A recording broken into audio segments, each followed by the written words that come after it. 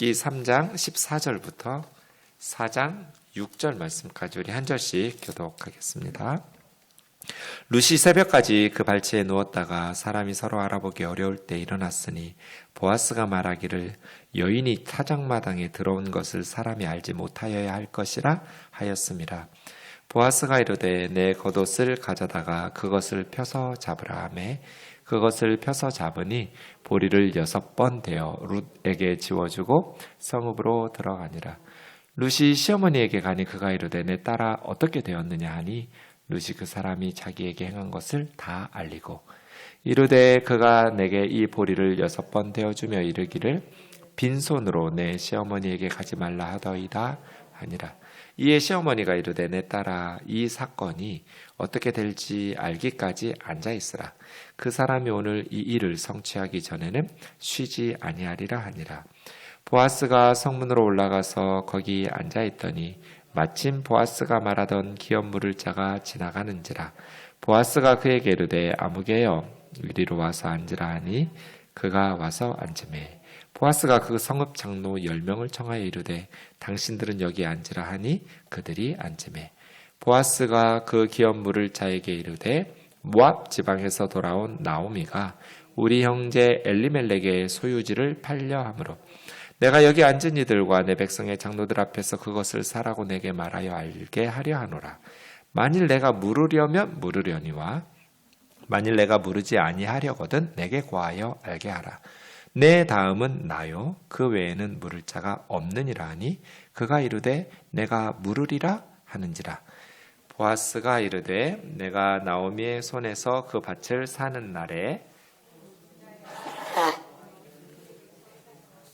그 죽은 자의 기업을 그의 이름으로 세워야 할지니라 하니 같이요.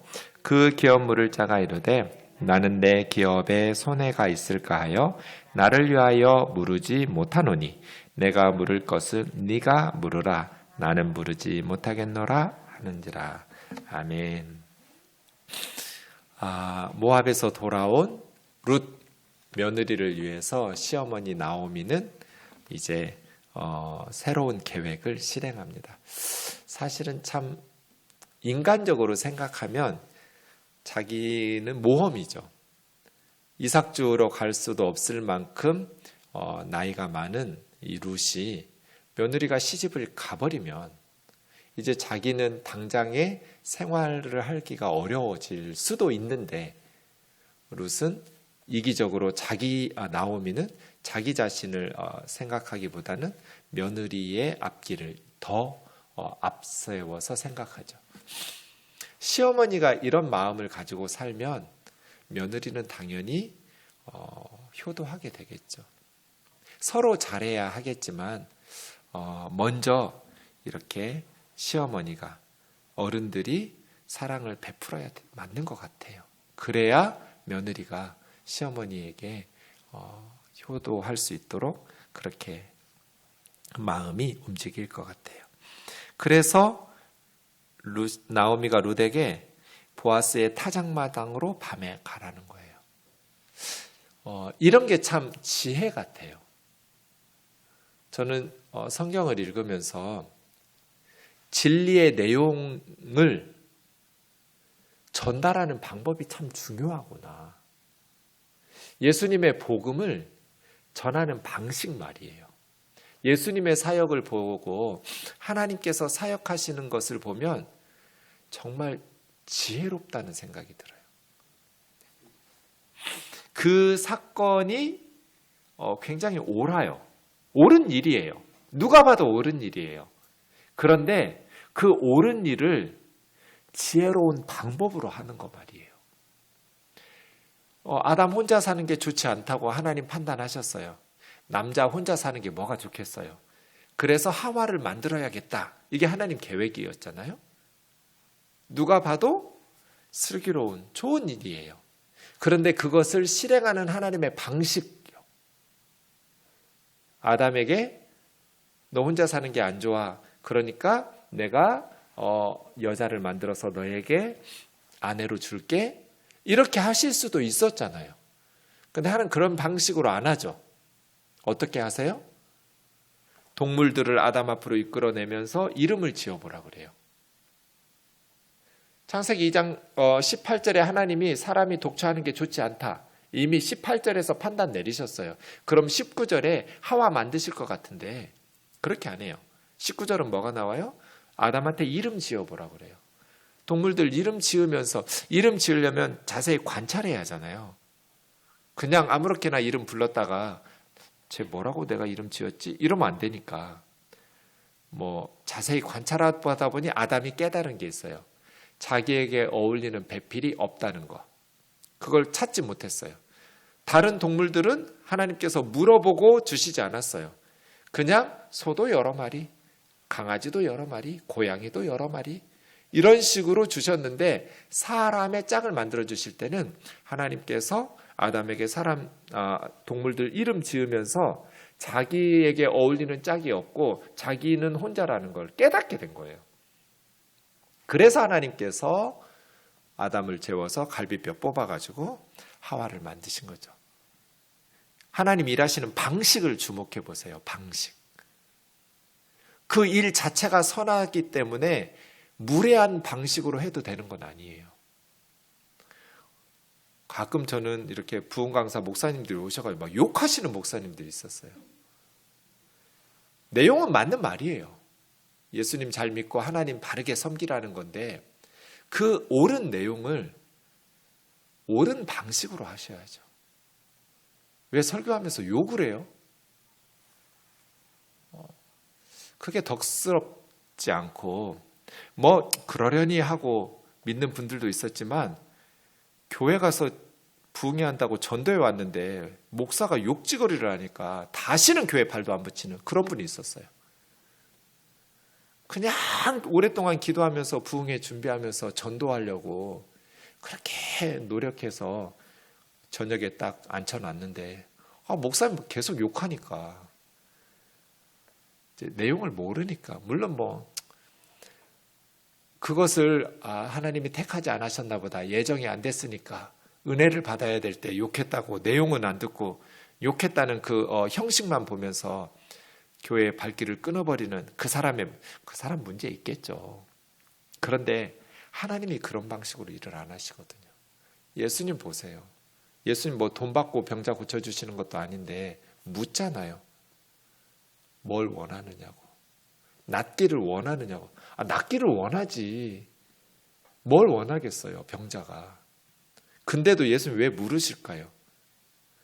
돈 받으면서 고쳐주시는 건 아니지만 상대방의 인격을 존중하시는 거잖아요. 묻는 거죠. 좋지? 고맙지? 이렇게 거들먹거리시지를 않아요. 그래서 저는 그리스도인들이 성경을 읽을 때 그 일을 하는 내용도 중요하지만 옳은 일이에요. 옳은 일인가 그른 일인가 분별하는 것도 중요해요. 그런데 옳은 일이라 할지라도 그것을 하는 방식이 지혜로워야 돼요. 무례하면 안 돼요. 그리고 그것이 지혜롭지 못하면 역효과예요. 부모가 자식 잘 되기를 바라는 마음은 100%죠. 부모의 말이 다 옳은 건 아닌데 부모의 마음은 다 옳아요. 자식이 잘 되기를 바라는 마음은 진심이에요. 그런데 왜 아이들이 부모의 말을 귀담아 듣지 않고 잔소리로 여길까요? 방식이 잘못된 거예요. 내용이 잘못되기보다는. 옳은 내용도 전달하는 방식이 어떠하느냐에 따라서 받아들이기도 하고 거부하기도 하고 하잖아요. 그래서 저는 룻기에서도 나오미의 방식, 보아스의 방식, 룻의 방식, 하나님의 구원 역사를 이루고 패족이 되어버린 무너진, 배가 끊어진 엘리멜렉의 가족을 회복시키는 일, 옳은 일이에요. 그런데 그 옳은 일을 어떤 방식으로 하는지를 주목해 보세요. 우선 참 이런 것이 어른들이 해줘야 될 지혜 같아요. 그렇죠? 젊은 사람들은 옳은 일이라고 하면 막 성급하게 슬기롭지 못한 방식, 절차 무시하고 의욕이 앞서가지고 실수할 때 많거든요. 저도 그래요. 그런데 경험이 많은 어른들은 아니야 하면서 이렇게 지혜롭고 슬기로운 방식을 가르쳐 주잖아요. 이것이 이제 어른들의 역할 같아요. 나오미, 룻에게 가르쳐 주죠. 여러 가지 방식이 있었을 텐데 언제까지 기다리고만 있을 수는 없겠다 싶으니까 기회를 잡아서 먼저 룻에게 하는데 밤에 가라는 거예요. 타작마당에 밤에. 왜 밤에 가요? 이것을 보아스가 수락할 수도 있고 거부할 수도 있잖아요. 기업 물을 자의 의무, 고엘의 의무를 보아스가 받아들일 수도 있고 거부할 수도 있는데 받아들이든지 거부하든지 중요한 건 뭐예요? 다른 사람들에게 알려지는 건 이건 덕스러운 게 아니잖아요. 그래서 밤에 살짝 프로포즈 하는 거예요. 그랬더니 보아스가 받아들이겠대요. 그리고 보아스도 새벽까지 발치에 누웠다가, 왜냐하면 성문은 닫으니까요. 밤에는 새벽 아침 일찍이 성문을 열기 때문에 그때까지 들판에서 기다리고 있다가 사람이 서로 알아보기 어려울 때 성문 열자마자 바로 이제 성 안으로 들어가도록, 그래서 누구인지 몰라보도록. 왜냐하면 여인이 타작마당에 들어온 것을 사람이 알지 못하여야 할 것이니라. 이걸 왜 그러겠어요? 사람들에게 알려지면 구설수에 오를 거잖아요. 여자가 꼬리치고 뭐 이렇게 부정하고 역시 이방 여인 모압 뭐 이런 식으로 해가면서 막 사람들은 소설을 쓰기 시작할 거잖아요. 왜 왔는지, 어떤 다급한 사정이 있었는지 이런 것보다는 그저 사람들의 소문이라는 것이 나쁜 쪽으로 흘러서 전파될 가능성이 매우 높잖아요. 그러니 사람들이 알지 못하도록, 더더군다나 지금 중요한 계획을 실행해야 되는데 지금 이 계획이 다른 사람들에게 누설돼 가지고 제대로 계획대로 안 될 수도 있잖아요. 그러니까 다른 사람들이 알지 못하도록 밤까지 있다가 알아보기 어려울 때 성문 열리면 들어가라고. 그 다음 내 겉옷을 가져다가 펴서 잡으라.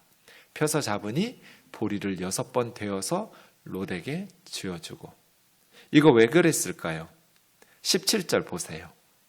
그가 내게 이르되 보리를 6번 뒤어주면서 말하기를 빈손으로 너희 시어머니에게 가지 말라 하더이다. 참 이런 게 전 너무 따뜻한 것 같아요. 보아스, 그러니까 사랑하는 거 어려워요, 여러분. 나는 사랑한다고 했는데 상대방의 자존심을 짓밟을 수도 있어요. 그렇죠? 무례하게 해놓고 자존심 상하게 해놓고 사람이 베풀어주고 사랑하는 마음으로 하려고 그랬는데 그걸 못 받아들인다고 이런 식으로 비난하면 안 되는 거예요. 우리 그리스도인들의 삶은 하나님을 사랑하고 이웃을 사랑하는 거예요. 우리에게 가장 중요한 것은 사랑의 이중 계명이에요. 이게 가장 큰, 이것보다 더 큰 하나님의 말씀은 없어요. 이것이 모든 율법과 선지자들의 대강령이에요. 그런데 사랑하는 거 어려워요. 왜냐하면 지혜롭지 않으면 나는 사랑한다고 했는데 상대방의 인생을 망칠 수도 있어요. 참기름이 좋다고 해서 많이 부으면 음식 상하는 거하고 똑같아요. 자식을 사랑한다고 해서 절제하지 않으면 애들 인생 망치잖아요. 엄마는 사랑한다고 사랑했는데 자식을 망가뜨릴 수 있잖아요. 가끔 교회 와서 대낮에 돈 좀 달라고 하는 분들이 있어요. 근데 대낮부터 술 냄새가 확 풍겨요. 저는 그냥 돈 드리면 돼요. 사랑한다고 하면 돈 드리면 되는데 그 돈 가지고 또 술 드시면 그분의 인생에 뭐가 되겠어요? 나이 드신 할아버지 할머니도 아니고 젊은 사람들이 대낮부터 교회마다 타다니면서 받은 돈으로 술 먹고 이렇게 한다면 나는 사랑한다고 했는데 그분들은 도움이 될까? 그래서 제가 돈 드릴 때 2,000원씩 드렸거든요. 근데 밥값은 2,000원짜리 밥은 없어요. 적어도 훨씬 몇 배 비싸요. 그래서 그 다음부터는 그런 분들을 제가 밥 사드린다고 그랬어요. 우리 교회는 돈 안 드리고 밥 사드리겠다고, 나랑 같이 가서 밥 먹자고. 딱 2번 제가 밥 사줘 봤어요. 필요 없다고, 돈 안 주려면 말라고, 다시는 안 와요. 참 사랑을 베푼다는 게, 나는 사랑한다고 했는데 상대방이 오히려 더 망가지기도 하고 자존심 상하기도 하고, 여러분 이럴 때 많아요. 그래서 이 보아스 말이에요. 참 마음 따뜻하죠. 빈손으로 시어머니한테 그냥 왔다 말로 가면 그냥 창피할 것 같고 하니까, 빈손으로 시어머니한테 가지 마라 하면서 6번 되어주는 거예요. 많이 주면 또 이건 짐이에요. 이 여자가 그냥 들고 짊어지고 가기도 힘들 만큼 잔뜩 주면 그거는 사랑이 아니에요. 근데 또 너무 작으면 이것도 너무나 인색한 거예요. 이게 어려워요, 사랑이. 그래서 6번 되어주는 거. 이게 저는 룻이 짊어지고 가기에 적당한 양이면서 동시에 작지 않아서, 이건 이제 6번이라고 했는데 그 6번이 오멜인지 스화인지는 모르겠어요. 6오멜이라면 13리터일 거고 6스화라면 44리터일 건데, 제가 볼 때는 6번 되어준 것이 인간이 할 수 있는 최대치인가? 7번은 안식일이니까 이렇게 성경학자들이 해석하기도 하고 하는데, 어쨌든 제 생각에는 너의 수고 끝, 6일 다 찼어, 이제 7일째 남았어, 내가 기업 물을 자에 의무를 다 해줄 거야, 그럼 안식이야, 이런 의미를 담았는지, 이렇게 해석하는 성경학자들의 해석이 옳은지는 모르겠지만, 어쨌든 너무 무거워서 들고 가기 힘들지 않을 만큼, 그러나 들고 갈 수 있을 만큼 힘들지 않을 만큼 중에 최대치로, 이게 6번 되어준 것 아닐까 싶어요. 이런 배려 말이에요. 그러니까 이러한 것들이 참 슬기롭다. 우리가 어떤 옳은 일을 할 때 그 옳은 일을 한다는 것에 막 너무 감정적으로 앞세워가지고 그 과정과 절차와 슬기로운 방식을 무시하면 안 되는 거죠. 시어머니가 물어요. 내 딸아 어떻게 되었느냐? 룻이 다 이야기하고 6번 데워주면서 빈손으로 어머니한테 가지 말라고 하더이다. 아직요? 18절. 네. 내 딸아, 이 사건이 어떻게 될지 알기까지 앉아 기다리라. 이제는 나오미와 룻이 해야 될 일은 다 한 거예요. 그러니까 앉아서 기다리면 돼요. 이제 누가 해야 돼요? 그 사람, 보아스죠? 보아스가 오늘 이 일을 성취하기 전까지 쉬지 아니하리라. 이거 말이에요. 이게 이제 어른들의 슬기로움 같아요. 나오미가 우리가 할 수 있는 일을 다 한 후에 앉아서 기다리는 거죠. 우리가 해야 될 일은 하지도 않고 하나님에게 기도만 하면 되냐고요. 우리가 해야 될 일을 다 하고 이제 앉아서 기다리는 거죠. 네. 나오미와 룻은 자기들이 해야 될 일은, 그리고 자기들이 할 수 있는 일은 다 했어요. 더 이상 뭘 더 할 게 있어요. 나오미와 룻이 해야 될 일, 그리고 자신들이 할 수 있는 일 다 했어요. 그리고 이제 하나님께서 보아스를 통해서 어떻게 일을 하실지 기다리고 있는 거예요. 하나님의 일은 이렇게 하는 거죠. 네. 우리가 해야 될 일을 열심히 하고 하나님을 기다리는 것. 그랬더니 이제 보아스가 일을 시작합니다. 성문으로 올라가서, 그 성문은 마을 회관 역할도 하고 재판도 열고 연설도 하고 또 물건을 사고 파는 시장 역할도 하고 법원 역할도 하고 그런 게 성문인데, 보아스가 올라가서 앉았다라는 건 보아스는 그 지역 유지라는 거예요. 그리고 성읍 장로들 10명도 이미 증인으로 앉혀놓은 거죠. 그리고 공식적이고, 이거는 법적인 공식적인 절차를 밟아야 뒤끝이 없다고 생각한 거예요. 이 보아스가 하는 것도 보세요.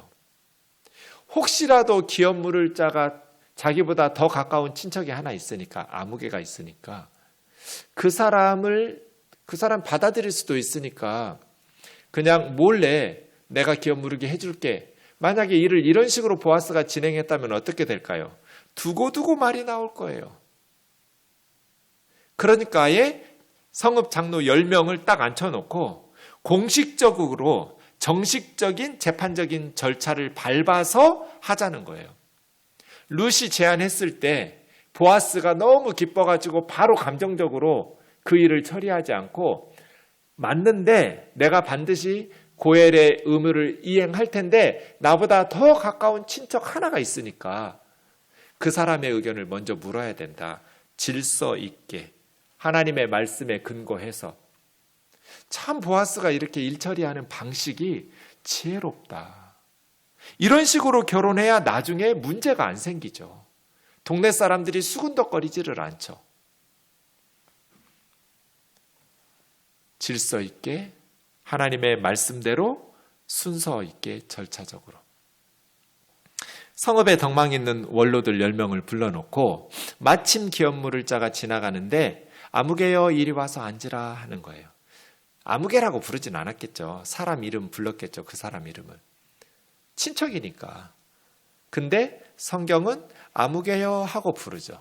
1절 다시 보여주시면 네, 아무개라고 썼어요. 그 사람의 이름을 불렀을 텐데 분명히 그 사람 이름을 성경은 밝히는 걸 꺼려한 거예요. 왜요? 너무나 기회주의적이고 이기적인 사람이니까 굳이 그 사람의 이름을 쓰고 싶지 않은 거예요. 그래서 네, 어찌 보면 보아스보다도 더 가까운 친척이었고 다윗의 후손으로 메시아의 족보에 올라갈 수도 있었음에도 불구하고 이 아무개는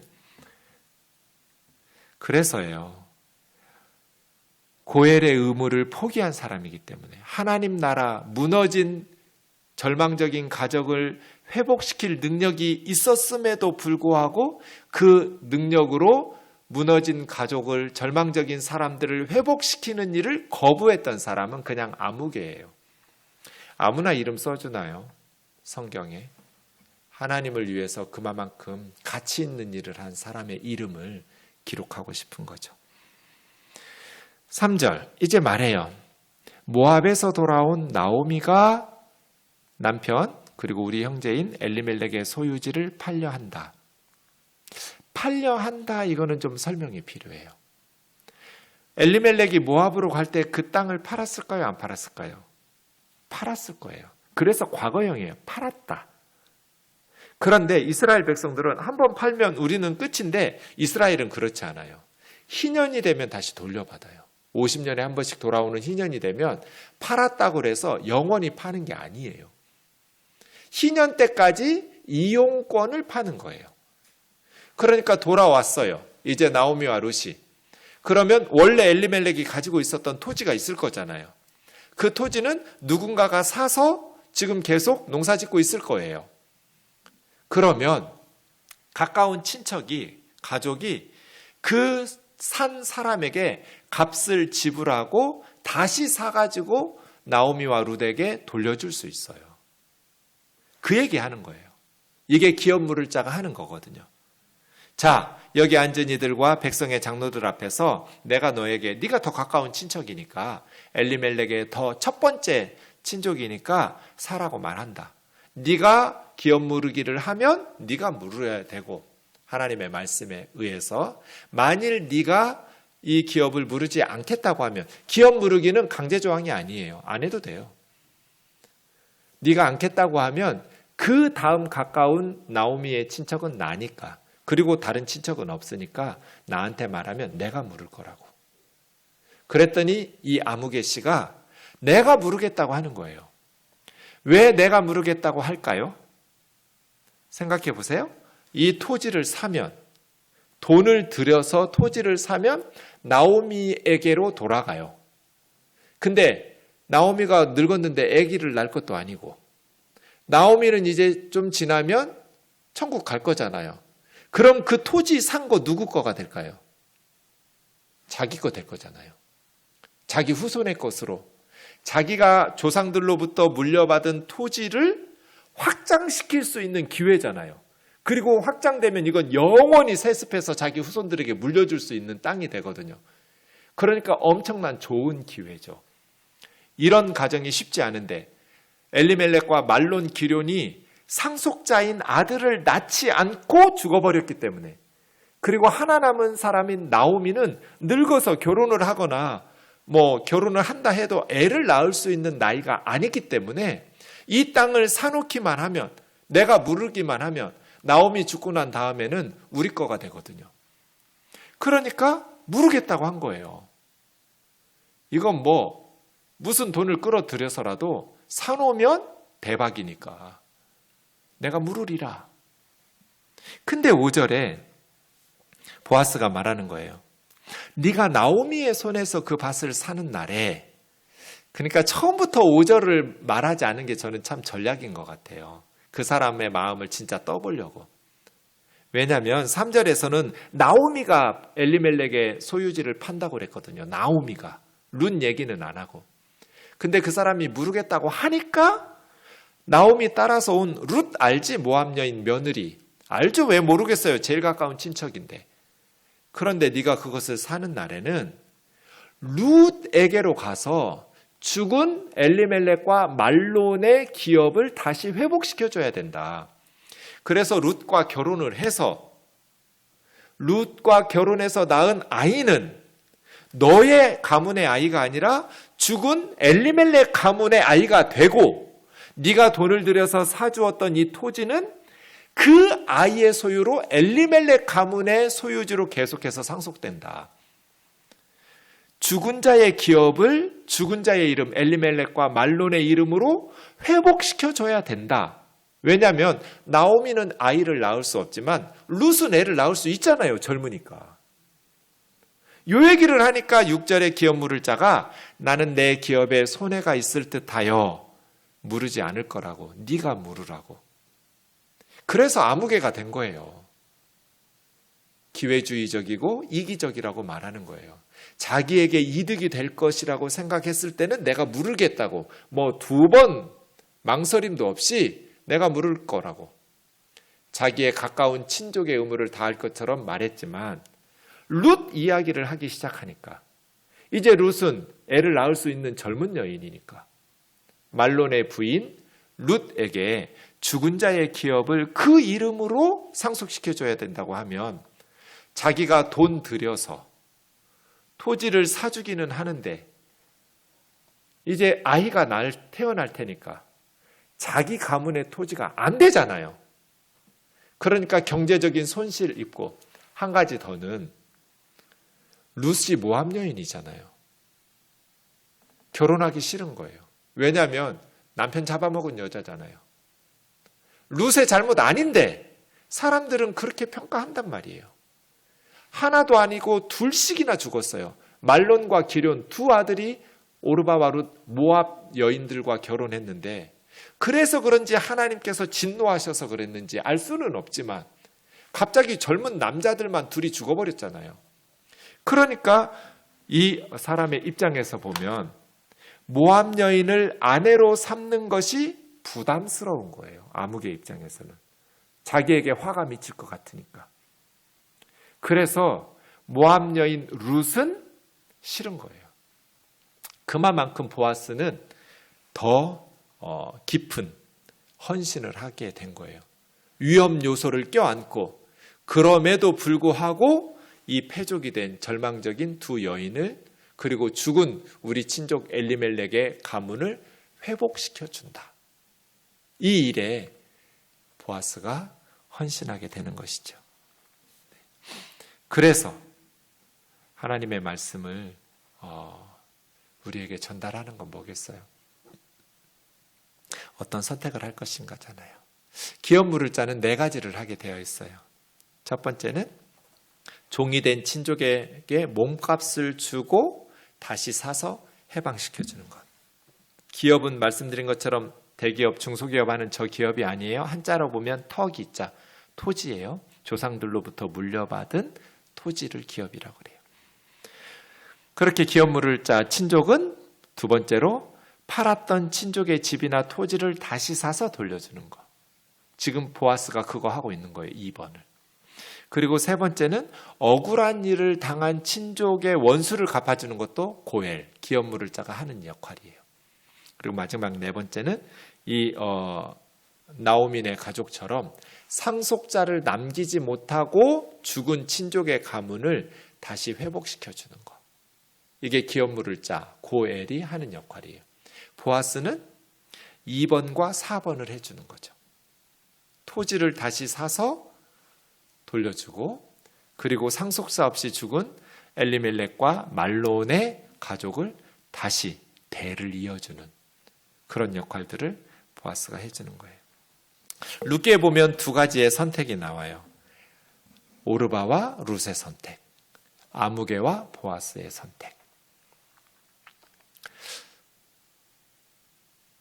캠프하면서 여쭤봤어요. 여러분이 친정 부모라면 오르바처럼 선택할 거냐고, 룻처럼 선택하라고 딸에게 말할 거냐고. 다 오르바처럼 선택하라고 한대요. 그게 부모 마음이겠죠. 세상적으로 보면 더 슬기로워요. 아무개처럼 선택하는 게 좋을까요? 보아스처럼 선택하는 게 좋을까요?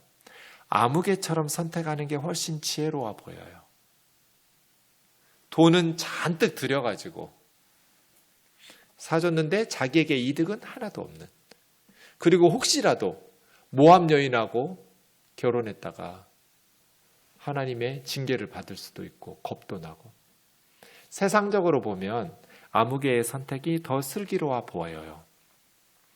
그런데 하나님이 계시다면, 그러니까 하나님을 배제시키고 생각하면 오르바처럼 선택해야 돼요. 하나님이 없다고 생각하면 아무개가 지혜로워요. 그런데 하나님이 계시다면요? 하나님이 계신데 왜 하나님을 배제시켜요? 그렇다면 룻과 보아스의 선택은 결코 어리석은 선택이 아니에요. 우리도 마찬가지죠. 하나님을 배제시키고 선택한다면 오르바처럼 선택하고 아무개처럼 선택하는 게 지혜로워요. 그런데 왜 하나님을 배제시켜요? 눈을 시퍼렇게 뜨고 살아계시는데? 하나님이 살아계시고 하나님이 역사의 주인이시고 하나님께서 우리와 우리 자녀들을 돌보신다고 생각한다면 오르바와 보아스의 선택은 결코 어리석은 선택이 아니에요. 결코 손해나는 선택이 아니에요. 그래서 결국 룻은 다윗의 증조 할머니가 되고 보아스는 증조 할아버지가 되고 예수 그리스도의 족보에 등장하는 하나님 나라에 영광스럽게 쓰임받는 그런 여인이 되었잖아요. 오르바는 어떻게 살다 죽었는지 몰라요. 아무개는 이름조차 몰라요. 그런데 룻과 보아스는 사사시대라는 엄청난 영적인 암흑기를 다윗시대라는 엄청난 하나님의 회복의 역사로 연결시켜주는 하나님 나라의 귀한 일꾼으로 쓰임받았잖아요. 우리가 어떻게 살 것이냐. 세상에서 좀 더 지혜롭고 좀 더 편안하고 좀 더 부유하게 사는 것보다 더 중요한 것은 하나님 나라에 쓰임받는 하나님께서 값지게 여기시는 인생을 살다가는 게 더 중요하지 않아요? 하나님 앞에 쓰임받는 거, 하나님 나라의 일꾼으로 하나님께 영광 돌리는 삶을 살아가는 거. 그렇다면 룻과 보아스처럼 절망적인 지체들을 회복시켜주는 우리 우면동 교회가 되기를 주의 이름으로 축원합니다.